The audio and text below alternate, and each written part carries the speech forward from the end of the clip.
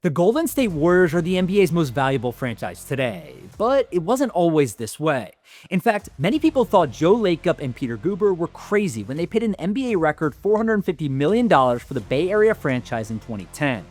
The Warriors had only made the playoffs once over the previous 15 seasons. They played in Oracle Arena, the NBA's oldest venue at the time, which they also did not own. Teams like the Knicks, Lakers, Bulls, Celtics, and Rockets were doing hundreds of millions of dollars more in annual revenue, and the Warriors were losing $25 million each year. However, it's now an entirely different story. According to CNBC, the Golden State Warriors generated $781 million in revenue last year, $155 million in EBITDA, and are now valued at $9.4 billion, the highest valuation in all of the NBA.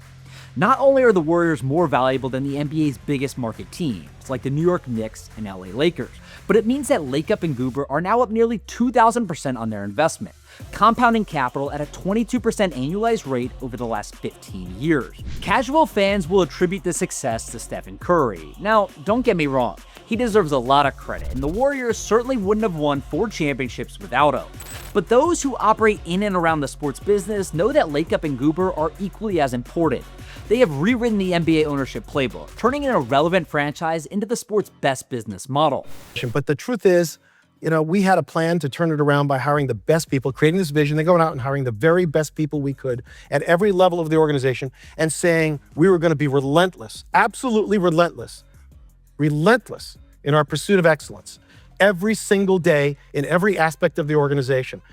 People ask me, well, what's the one thing that turned the Warriors around? It's Steph Curry certainly helped, having him on your roster. He was a rookie when we got the team. Everyone else is different since then, the entire roster. But really, the truth is, it's not one big thing. It's not even 1 or 2 inflection points. It's every little thing. When you're building a company, when you're building a business and I learned this in the startup world with some of the most successful companies, watching them, it's every little thing every day that matters. And that's the way we approach our business. And even today, we are, frankly, relentless about being better. Every single year, we want to get better. Now, Lacob and Guber want to do it again. After agreeing to pay $50 million for the expansion rights to the WNBA's 13th team, the Golden State Valkyries will kick off a new era in the Bay Area on Friday night. But rather than just riding Caitlin Clark's coattails, the Warriors ownership group wants to leverage its machine to financially dominate. Lacob has promised to win a championship within 5 years and expects to lead the WNBA in revenue.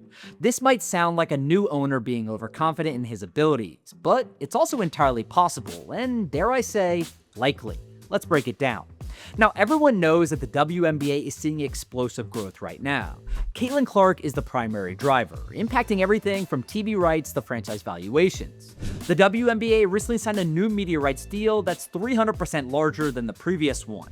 And the Warriors just agreed to pay a $50 million expansion fee for the Valkyries, even though Mark Davis purchased the WNBA's Las Vegas Aces for just $3 million in 2021. Now, I know what you're thinking. A $50 million expansion fee is a lot of money for a team in a league that lost $40 million last year. But that's not the way to look at it.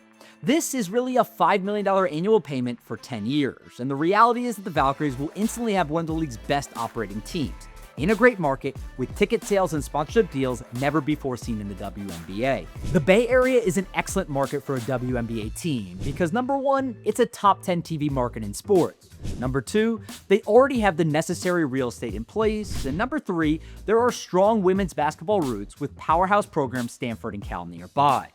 By leveraging the Warriors' infrastructure, the Valkyries will play home games at a world-class arena in the Chase Center. This is great for the Valkyries because the Chase Center is one of the NBA's most profitable arenas on a per-ticket sold basis. But it's also great for the Warriors because they get to fill otherwise empty nights at the venue. The Warriors have already added a brand new WNBA locker room inside the Chase Center. The Valkyries have also taken over the Warriors' former practice facility in downtown Oakland, once the Warriors' headquarters from 1997 to 2019, transforming it into a 31,800 square foot performance center dedicated to the WNBA team.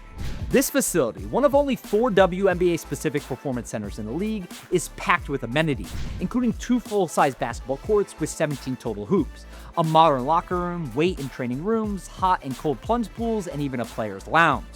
The Valkyries will benefit from this because it will help them attract top-tier free agents by having better facilities than almost every other WNBA team. But this was also an easy decision for the Warriors. They already own the real estate and it wasn't being used. World-class facilities and infrastructure are a big piece of the puzzle. However, it's also just a piece. The Valkyries' real advantage on the business side will come from leveraging the Warriors' ticket sales, sponsorship analytics, and marketing teams. The Warriors are widely regarded as one of the savviest business operations in sports, known for their innovative marketing and data-driven approach.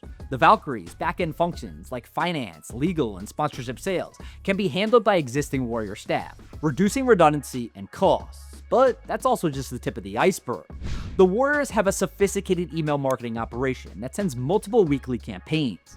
The Valkyries can leverage the system to sell ticket packages directly to highly engaged fans based on their location, past ticket purchases, or engagement with women's basketball content.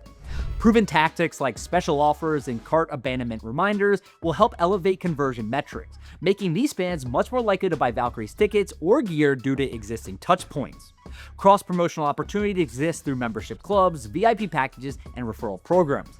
Then, the Valkyries can ensure these fans keep coming back by leveraging the Warriors' brand equity and playbook for in-arena entertainment. The Valkyries have already seen tremendous benefits from the Warriors' existing relationships. For example, before even playing a single game, the WNBA's newest team has already signed a laundry list of corporate sponsorship deals, including agreements with JP Morgan Chase, Kaiser Permanente, Rakuten, and United Airlines.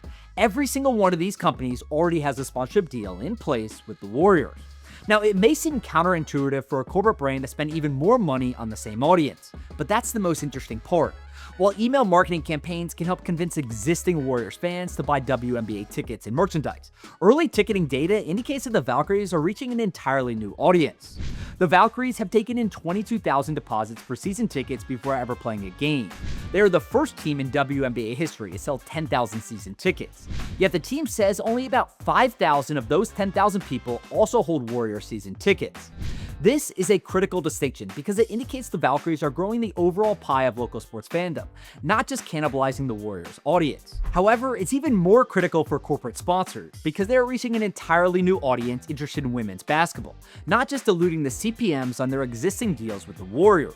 Blue chip brands can buy into the vision of building the franchise from the ground up as a founding partner, and the data backs it up. Since unveiling their team name and logo, Valkyries merchandise has been sold in all 50 states and even 70 countries. It's still very early in what should be a long story for the Golden State Valkyries, but the team's ownership group couldn't have asked for a better start. From ticket sales to sponsorships, merchandise, and facilities, they have set a new standard in the WNBA. We have talked a lot about each of those items individually, but the collection of assets is what really sets the Valkyries apart. Some teams have one or two of those elements, but Golden State has all of them. For example, one team might have great fans or play in a big market. The Bay Area has both. Some teams have championship-winning owners, or those with deep pockets. Joe Lacob and Peter Guber have no shortage of either. Add in a $1.4 billion arena with world-class practice facilities and a fully staffed, sophisticated business operation on day one, and it's hard not to be excited about the Valkyries. Now, it's time to deliver on the court. The WNBA's newest team could be profitable within a few years, but winning will make them a billion-dollar franchise.